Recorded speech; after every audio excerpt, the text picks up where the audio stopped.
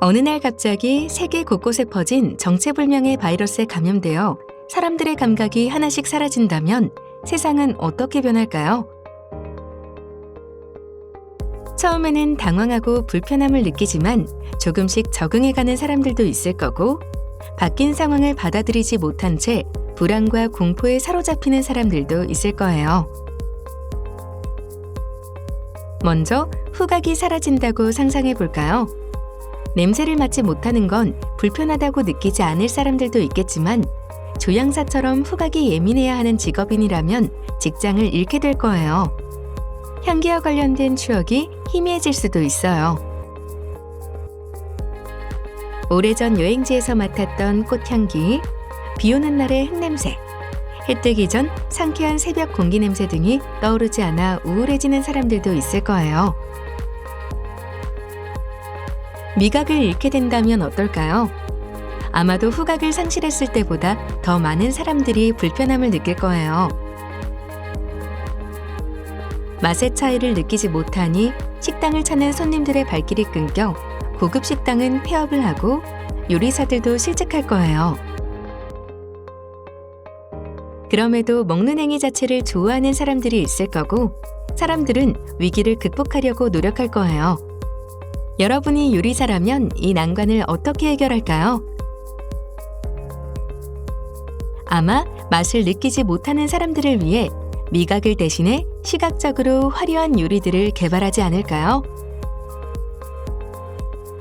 그럼 이제 청각을 잃게 된다면 어떻게 될지 상상해봐요. 일상생활에서 바로 곤란함을 느낄 거예요. 글을 써서 소통할 수 있겠지만 말소리가 주는 감정을 느낄 수 없는 문장 때문에 오해가 생길 수도 있을 거예요. 어감을 알 수 있는 어조를 대신해 사람들은 대화할 때 얼굴 표정을 더 많이 짓고 상대의 얼굴에 더 집중할 거예요. 수어를 배우는 사람들도 있을 거예요. 감각이 사라져도 삶은 지속되고 사람들은 다른 감각에 더 집중할 거예요. 마지막으로 시각을 잃게 된다면 어떻게 될까요? 이전까지 적응해왔던 사람들도 아무것도 들을 수도 볼 수도 없게 된다면 절망하게 될 거예요. 사랑하는 가족이 바로 옆에 있다고 하더라도 듣지 못하고 보지 못한다면 그 존재조차 알 수 없을 거예요. 볼 수도 들을 수도 없는 세계에서 우리는 서로의 존재와 사랑을 어떻게 확인할 수 있을까요?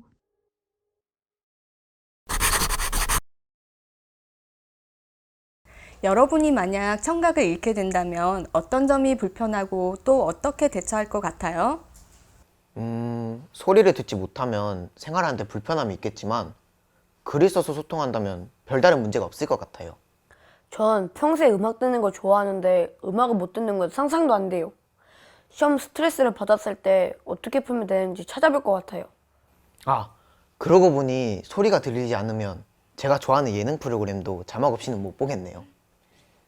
저는 소리 없는 영화를 생각하니까 굉장히 어색하고 재미가 없을 것 같아요. 그래도 깜짝 놀라는 사운드 때문에 공포영화 잘 못 봤는데 그건 좀 편하게 볼 수 있을 것 같아요. 여러분이 얘기한 것처럼 불편한 점도 있을 거고 또 어떤 점은 편하기도 할 거예요. 만약 나에게 청각, 시각, 후각, 미각 중에 한 가지 감각이 사라진다면 어떨까요? 감각이 사라진 나를 주인공으로 구체적인 상황을 상상해 보며 짧은 이야기를 써보는 활동을 해볼까요?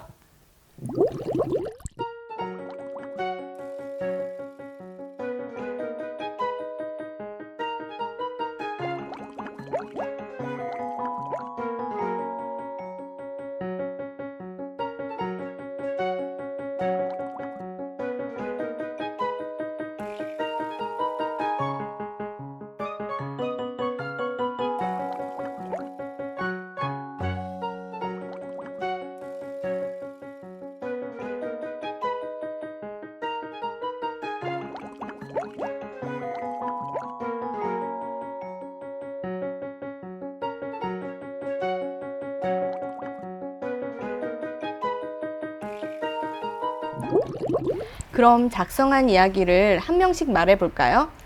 저는 전 세계에 의문의 바이러스가 퍼져 감각이 사라지는 이야기를 썼어요. 이 이야기에서는 저는 미각이 사라져서 괴로워하는 요리사예요. 처음에는 미각이 사라졌다는 사실에 고통스러워했지만 미각이 사라져도 요리를 할 수 있다는 마음을 다잡으며 열심히 노력했어요. 노력하는 중간에 많은 시행착오가 있었지만 결국에는 장애를 극복하고 세계적인 요리사가 되었죠. 저는 어느 날 아침에 잠을 깼는데 눈앞이 캄캄하고 아무것도 안 보이게 된 이야기를 썼어요. 처음 눈이 안 보인다는 것을 알았을 때 말도 안 된다며 부정하고 괴로워하며 아무도 만나지 않으려고 하며 혼자만의 방에 밖에 나오지 않았어요.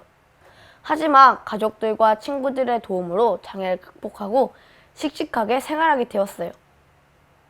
저는 길을 걷다가 전봇대에 부딪힌 다음부터 청각이 사라진 가수예요.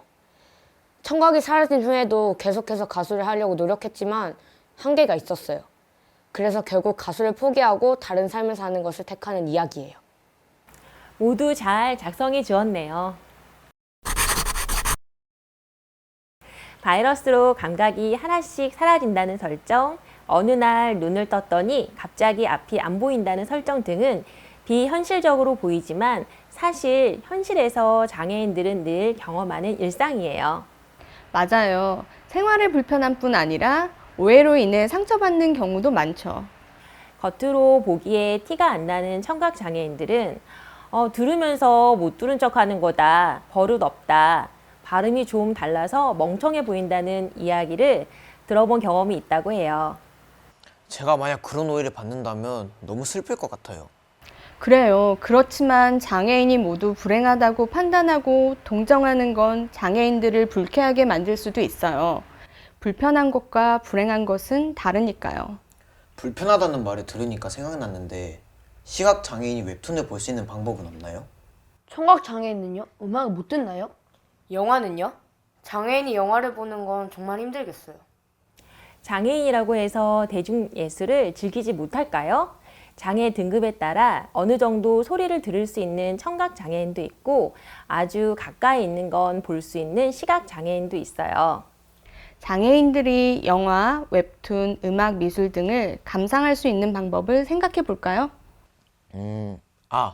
웹툰은 시각적인 걸 효과음이나 내레이션으로 표현하면 돼요. 만질 수 있는 미술품은 장애인도 비장애인도 모두가 같이 즐길 수 있는 것 같아요. 영화관을 갈 때마다 느낀 점인데 휠체어를 탄 장애인은 대중교통으로 이용하기도 너무 불편하고 영화관에서도 대부분 제일 앞좌석에 앉다 보니까 목도 좀 아플 것 같아요.